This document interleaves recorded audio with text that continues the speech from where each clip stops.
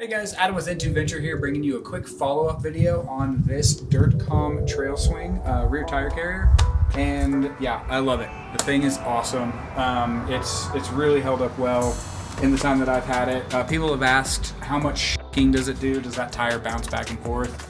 And it's so minuscule, even on just the rowdiest trails. It just barely goes back and forth, just ever so slightly.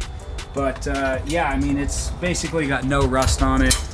Still just, functioning perfectly.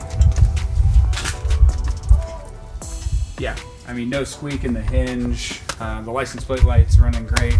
And then the 4runner drop-down table also is just great. It's a little dirty, but I've kept the table in here the whole time, all winter, no warping, no nothing, just great. So, yeah. Couldn't be happier with it. Please remember to like the video, subscribe to the channel, and I'll see you guys next time.